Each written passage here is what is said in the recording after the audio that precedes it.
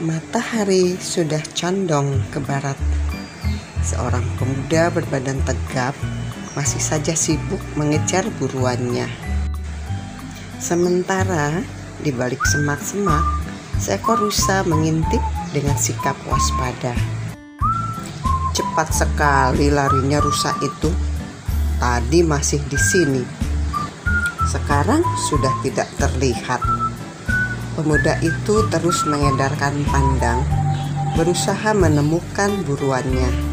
Dia memeriksa di balik pohon-pohon besar, berharap si rusa bersembunyi di situ. Hari mulai gelap. Pemuda itu tak juga berhasil menemukan rusa buruannya. Dia memutuskan untuk mencari tempat istirahat dan besok akan melanjutkan berburu. Pemuda itu memang seorang pemburu sejati. Dia telah menghabiskan hampir seluruh umurnya untuk berburu. Bila pergi berburu, bisa sampai berhari-hari, bahkan berminggu-minggu. Hampir seluruh sudut hutan maupun pegunungan di sekitar tempat tinggalnya pernah dijelajahinya. Saat si pemuda tengah merapikan peralatan berburu, tiba-tiba dia mendengar suara tawa beberapa perempuan. Suara siapa itu? Apa mungkin di tengah hutan selebat begini ada manusia yang tinggal? Pemuda itu membatin. Pemuda itu pun menghentikan pekerjaannya. Ditajamkannya telinga untuk memastikan suara-suara yang tertangkap oleh gendang telinganya. Rasa penasaran membuat pemuda itu melangkah mendekati arah asal suara. Langkahnya begitu hati-hati. Dia tak ingin para pemilik suara menyadari kedatangannya dan segera pergi.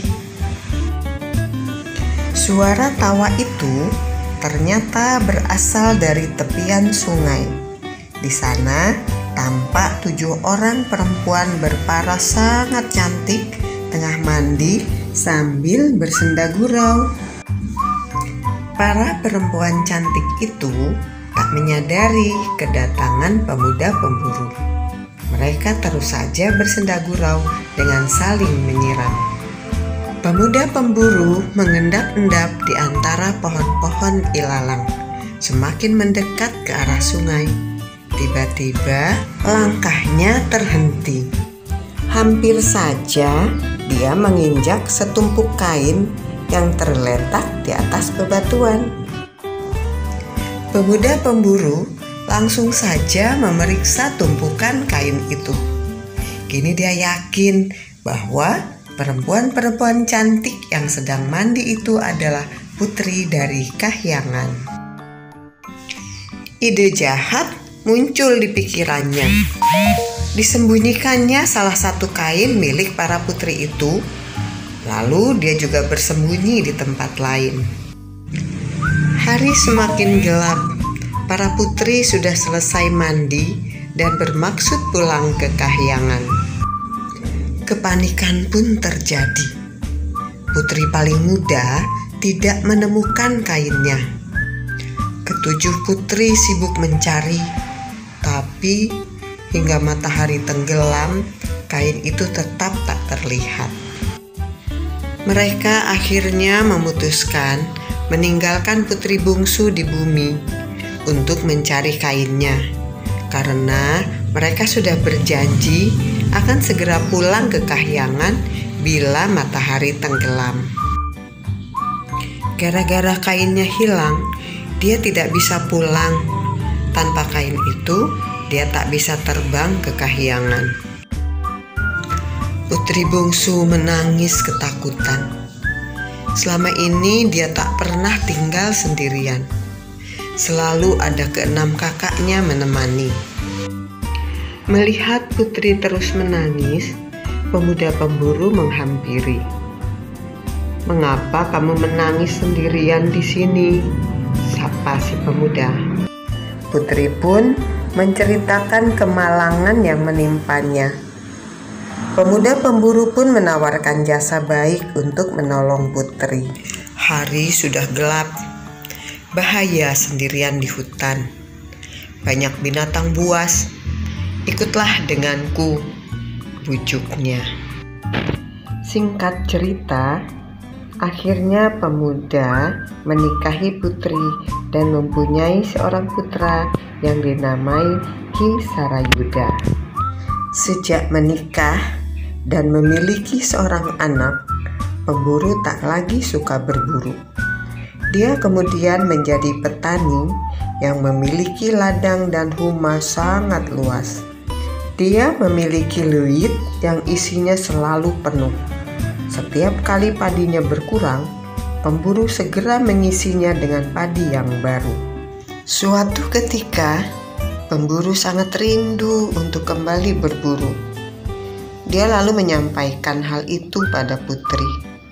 Ternyata, putri tidak keberatan dan mengizinkannya pergi. Pemburu lalu berangkat berburu dengan membawa perbekalan yang telah disiapkan oleh putri. "Hati-hati ya, Kang. Kami menunggumu di rumah. Pulang dengan selamat." Putri melepas pemburu di depan pintu. "Iya, Nyai. Engkang akan hati-hati. Oh ya, selama engkang berburu, janganlah Nyai masuk ke dalam leit. Masaklah beras yang ada di pawon. Itu pasti masih cukup." Pemburu berpesan pada istrinya. Seperginya pemburu, putri diliputi rasa penasaran. "Mengapa aku tak boleh masuk ke dalam leit? Ada apa di sana?" pikirnya. Didorong oleh rasa ingin tahu yang sangat kuat, putri pun pergi dan masuk ke dalam leit. "Apa yang disembunyikan suamiku di sini?" ucapnya dalam hati. Dikitarinya leit dengan pandangan tajam. Dia tak melihat sesuatu yang mencurigakan. Setelah beberapa hari mencari, putri tak juga menemukan apa-apa. Sementara itu di hutan, pemburu yang biasanya selalu berhasil mendapatkan hewan-hewan buruannya, hingga kini belum menangkap seekor burung pun. Pemburu tak ingin pulang dengan tangan kosong. Dia terus berburu tanpa ingat waktu. Suatu pagi, putri hendak memasak nasi. Ternyata beras yang ada di pawon sudah kosong. Putri lalu ke leit mengambil beberapa ikat padi untuk ditumbuk. Pemburu belum juga pulang.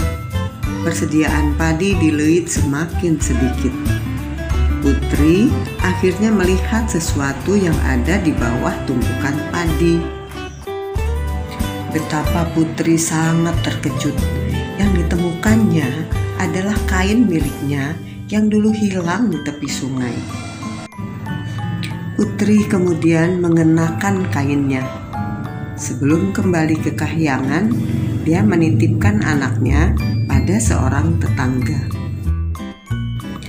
"Punten, Ce, saya mau titip anak saya. Kalau suami saya datang, katakan saja saya sudah pulang. Dia pasti paham." "Ce, kalau anak saya malam-malam nangis minta susu, suruh bawa keluar, lalu tengadahkan ke langit." Putri pun akhirnya kembali ke kahyangan. Beberapa hari kemudian, pemburu pulang.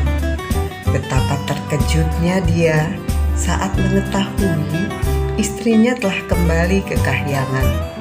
Dia pun segera menyusul. Setibanya di kahyangan, pemburu kebingungan karena ketujuh putri memiliki wajah yang sama dan mengenakan kain yang sama. Untunglah pemburu ditolong oleh seekor lalat putih yang sebelumnya pernah ditolong oleh pemburu. "Aku tahu istrimu yang mana. Nanti aku akan hinggap di bahu kirinya. Lalat putih menyampaikan idenya. Dengan bantuan lalat putih, pemburu bisa bertemu lagi dengan istrinya. Mereka akhirnya hidup bahagia di kahyangan. Kisarayuda tetap diasuh di bumi oleh tetangga mereka. Namun demikian, bila malam, putri tetap menyusui anaknya. Kisarayuda dibawa ke halaman dan ditengadahkan ke langit. Hingga sekarang, kebiasaan ini masih dilakukan oleh sebagian masyarakat. Bila ada anak yang menangis malam hari, mereka membawanya keluar rumah dan ditengadahkan menghadap langit. Kisarayuda setelah dewasa menikah dan memiliki seorang anak bernama Kimandras.